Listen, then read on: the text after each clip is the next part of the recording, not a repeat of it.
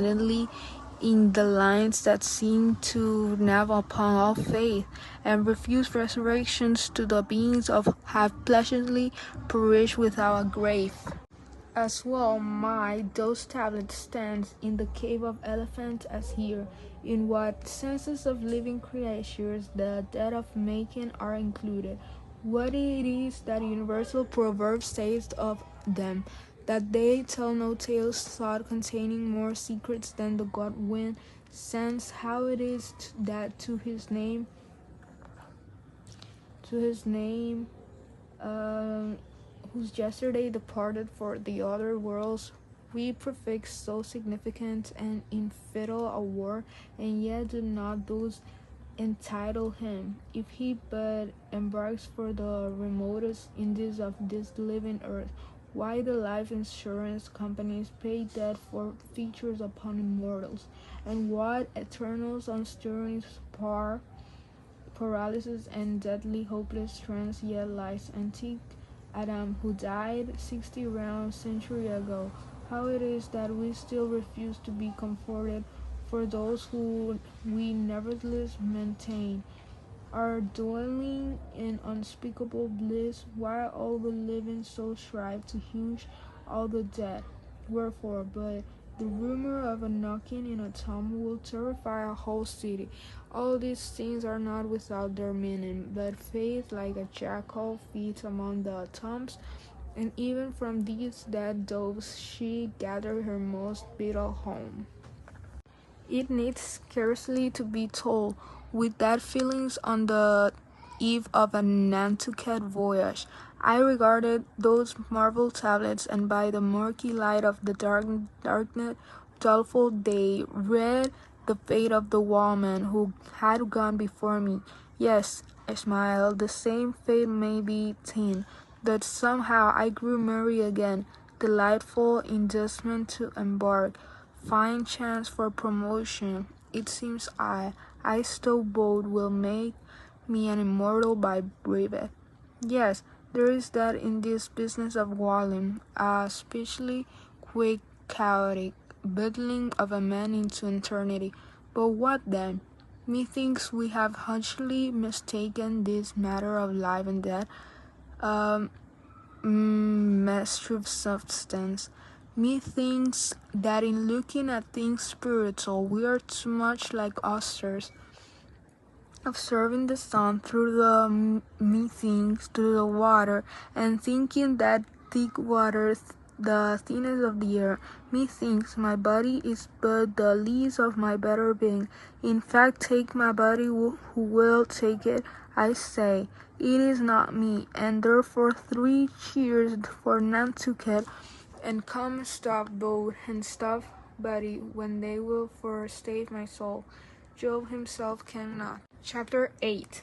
I had not been seated very long ere a man of a certain venerable robustness entered. Immediately as the storm-pulpit door flew back upon admitting him, I kept regardful eyeing of him by all the congregation sufficiently attested that this fine old man was the chaplain. Yet it was the famous Father Maple, so called by the whalemen, among whom he was a very great favorite. He had been a sailor and harpooner in his youth, but for many years past had dedicated his life to the ministry. At the time I now write of Father Maple was in the hardy winter of a healthy old age, that sort of old age which seems merging into a second flowering young, for among all the features of his wrinkles there shone certain mild gleams of an early developing bloom, the spring verdure peeping forth even beneath the broady snow. Now one, having previously heard his history, could for the first time behold Father Maple without the utmost interest, because there were certain grave clerical peculiarities about him, imputable to that adventurous maritime life he had led. When he entered, observed that he carried no umbrella, and certainly had not come in his carriage, but for his tarpaulin had ran down with melting sleet, and his great pilot cloth jacket seemed almost to drag him to the floor with the weight of the water he had absorbed. However, hat and coat that after should were one by one removed and hung up in a little space in an adjacent corner. When, arrayed in a decent suit, he quietly approached the pulpit. Like most old-fashioned pulpits, it was a very lovely one, and since a regular surge to such a high wall by its long angle with the floor, seriously contract the already small area of the chapel. The architect, it seemed, had acted upon the hint of Father Maple, and finished the pulpit without stairs, substituting a perpendicular side ladder like those used in mounting a ship from a boat at sea. The wife of a whaling captain had provided the chapel with a handsome pair of red worsted robes for this lander, which, being itself nicely headed and stained with a mahogany color, the whole contrivance, considering what manner of chapel it was, seemed by no means in bad taste. Halting for an instant at the foot of the ladder, and with both hands grasping the ornamental knobs of the mangroves, Father Maple cast a look upwards, and then, with a truly sailor-like but still reverential dexterity, hand over hand, mounted the steps as if ascending the main top of his vessel. The perpendicular part of this side ladder, as is usually the case with swinging ones, were of cloth-covered rope, only the rounds were of wood, so that at every step there was a joint. At my first glimpse of the pulpit it had not escaped me that, however convenient for a ship, these joints in the present instance seemed unnecessary, for I was not prepared to see Father Maple, after gaining the height, slowly turn round and, stopping over the pulpit, deliberately drag up the ladder step by step till the whole was deposited within, leaving him impregnable in his little cavern. I pondered some time without fully comprehending the reason for this. Father Maple enjoyed such a wide reputation for sincerity and sanctity that I could not suspect him of courting notoriety by any mere tricks of the stage. No, I thought there must be some sober reason for this thing. Furthermore, it must symbolize something unseen. It be then that by the act of physical isolation he signifies his spiritual withdrawals for the time from all outward worldly ties and connections, yes, for replenish with the meat and wine of the world to the faithful man of God. This pulpit I see is a self-containing stronghold, a lovely evergreen stain with a perennial well of water within the walls. But the Cylinder was not the only strange feature of the place, borrowed from the chaplain former, ciphering between the marble cenotaph. On either hand of the pulpit, the wall which formed its backs was adorned with a large painting representing a gallant ship beating against a terrible storm of a lee coast of black rocks and smoky breakers. But high above the flying scud and dark rolling clouds, there floated a little islet of sunlight, from which beamed forth an angel's face, and this bright face shed a discreet spot of radiance upon the ship's tossed deck, something like that silver plate now inserted into the Victory's plank where Nelson fell. Ah, noble ship, the angel seemed to say, beat on, thou noble ship, and veer hardly home. For lo, the sun is breaking through. The clouds are rolling off. Serenus assured it is at hand. Nor was the pulpit itself without a trace of the same sea taste that had achieved the lander and the picture. Its panel, from which is the likeness of sheep. Love bells and the Holy Bible rest on a projecting piece of scrollwork fashioned after a sheep's vital-headed beak. What could be more full of meaning? For the pulpit, it is ever the earth's foremost part. All the rest comes in its rear. The pulpit leads the words roll from thence. It is the storms of God's quick wrath is first descried, and the bow must bear the earliest brunt. From thence it is the God of breezes far or foul is first in boat. For favorable winds, yes, the wordless a ship on its passage out, and not a voyage complete, and the pulpit it is proud. Chapter 9. Father Maple rose, and in a mild voice of unassuming authority ordered the scattered people to condense starboard gangway there. Start away the landboard gangway to starboard. Midships. There was a low rumbling of heavy sea boots among the benches, and a still slighter shuffling of women's shoes, and all was quiet again, every eye on the preacher. He paused a little, then kneeling in the pulpit's bows, folding his large brown hands across his chest, uplifted his closed eyes, and offered a prayer so deeply devout that he seemed kneeling and praying at the bottom of the sea. This ended in prolonged, solemn tones, like the continual tolling of a bell in a ship that is foundering at sea in a fog. In such tones he commenced reading the following hymn, but changing his manner towards the concluding stanzas, words for with appealing exultation and joy. Then Jonah prayed unto the Lord out of the fish belly, but observe his prayer and learn a weighty lesson. For sinful as he is, Jonah does not weep and wail for direct deliverance. He feels that his dreadful punishment is just.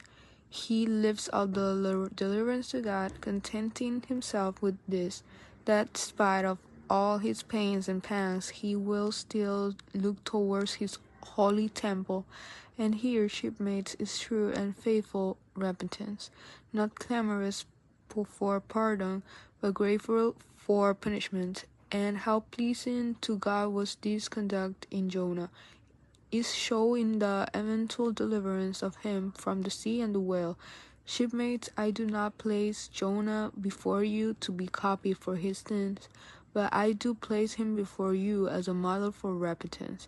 Sin not, but if you do, take heed to repent of it like Jonah.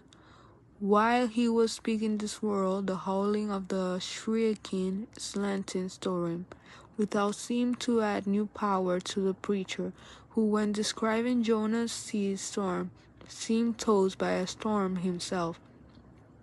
His deep chest heaved as with a ground swell, his tossed arms seemed the warring elements at work, and the thunders that roll away from off his swarthy brow, and the light leaping from his eye, made all his simple hearers look on him with a quick fear that was strange to them.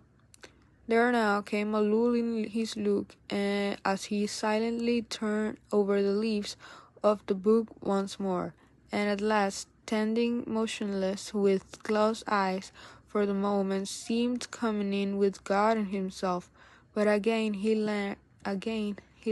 leaned over towards the people, and bowing his head lowly, with an aspect of the deepest yet mindless humility, he spake these words: Shipmates, God has laid but one hand upon you, but his hands press upon me. I have read yet, but by what murky light might be mine the lesson that Jonah teaches to all sinners, and therefore to you, and still more to me, for I am greater sinner than ye.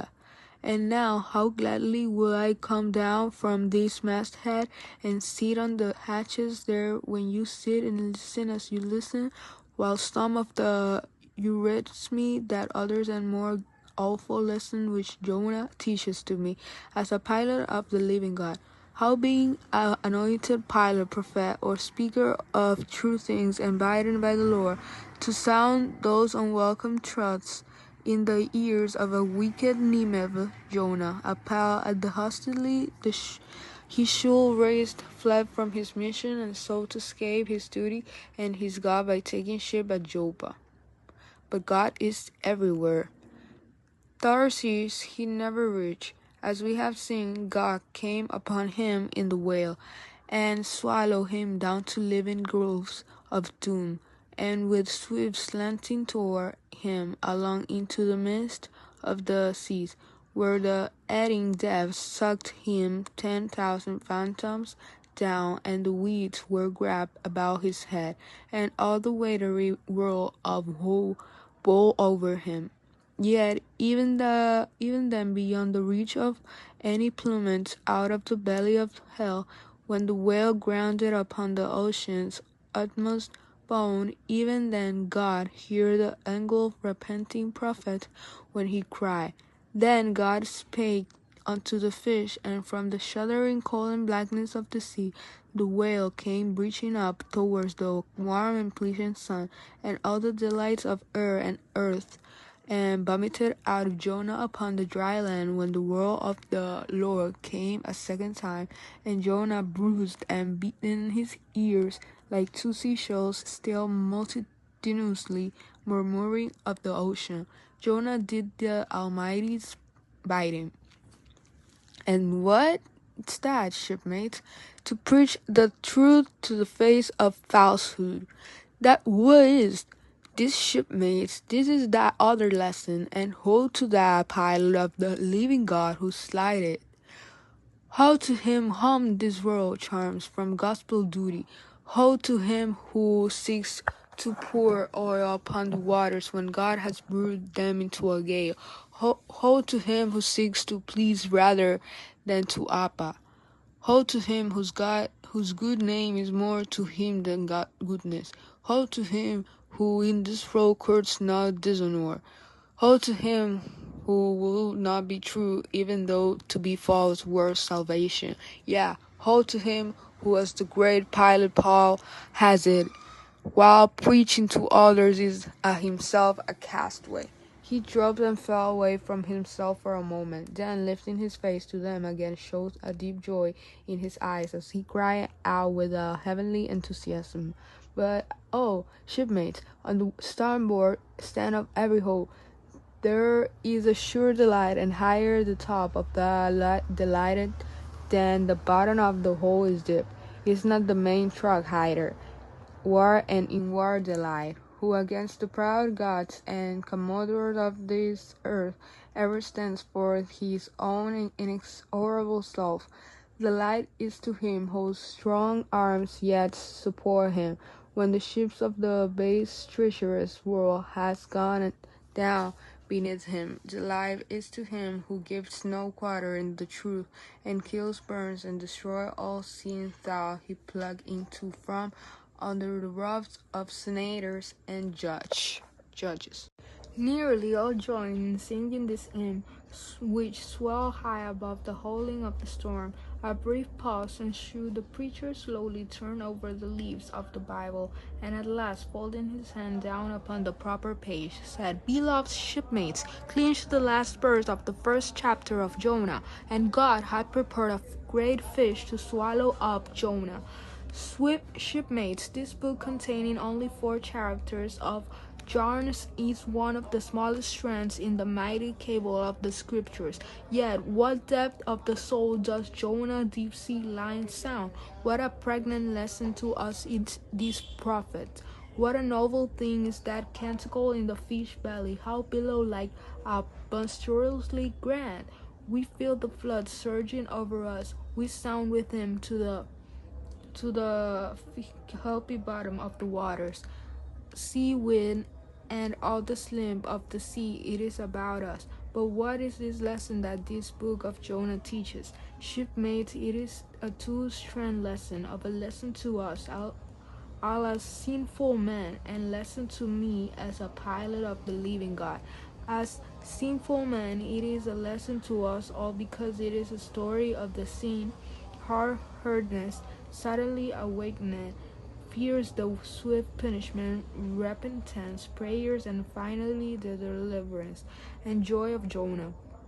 As with all sinners among men, the sin of his son of Amittai was in his wilful disobedience of the command of God. Never mind now what that command was, or how convey which he found a hard command, but all the things that God will have us do are hard for us to do. Remember that, and hence he oftener commands us the endeavors to persuade, and if we obey God, we must disobey ourselves. And it is in this disobeying ourselves wherein the hardness of obeying God consists. With this sin of disobedience in him, Jonah still further flouts of God by seeking to flee from him. He thinks that a ship made by man will carry him into countries where God does not reign, but only the captains of this earth. He skulks about the wharves of Joppa and seeks a ship that's bound for Tarshish. There lurks perhaps a hitherto unhid meaning here. By all accounts, Tarshish could have been no other city than the modern Cadiz. That's the opinion of learned men, and where is Cadiz shipmates? Cadiz is in Spain, as far by water from Joppa as Jonah could possibly have sailed in those ancient days when the Atlantic was an almost unknown sea. Became Joppa, the modern Jaffa shipmates, is one on the most uncertainly coast of the Mediterranean, the Syrian, and Tarshish or Cadiz more than 2,000 miles to the westward from that, just outside the straits of Gibraltar. See not then shipmates that Jonah sought to flee worldwide from God. Miserable man, oh, most contemptible and worthy of all scorn, with slouch hat and guilty eye, skulking from his God, prowling among the shipping like a vile burglar, hastening to cross the seas. So disordered, self-condemning is he looked that had there been policemen in those days, Jonah, on the mere suspicions of something wrong, had been arrested ere he touched a deck. How plainly he's fugitive! No baggage, no hatbags, valise, or carpet bag. No friends accompany him to the wharf with their adieus. At last, after much dodging search, he finds the Tarshish ship receiving the last items of her cargo, and as he steps on board to see its captain and cabin, all the sailors for the moment desist from hosting in the goods to mark the stranger's evil eye. Jonah sees these, but in vain he tries to smile, to look out ease and confidence. In vain essays his wretched smile. Strong institutions of the men assure the mariners he can be not innocent. In their game sound but still serious way, no one whispers to the other, "Jack, he's robbed a widow," or "Joe, do you mark him? He's a bigamist," or "Harry, lad, I guess he's the adulterer that broke jail in an old Gomorrah," or "Be like one of the missing murderers from Sodom." Another runs to read the bill that stuck against the spile upon the wharf to which the ship is moored, offering 500 gold coins for the apprehension of a parricide, and containing description of his person. He reads and looks from Jonah to the bill, while all his sympathetic shipmates now crowd round Jonah, prepared to lay their hands upon him. Frighted, Jonah trembles, and summoning all his boldness to his face, only looks so much the more a coward. He will not confess himself suspect, but that itself is strong suspicion. so he makes the best of it.